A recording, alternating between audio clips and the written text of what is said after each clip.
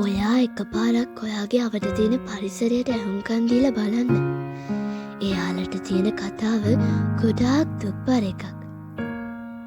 මොකද මේ පුදුමාකාර ලස්සනක් තියෙන මුහුද තනි කරම ප්ලාස්ටික් පොලිතීන් වලින් පිරීලා ඉතිරිලා ගිහිල්ලා.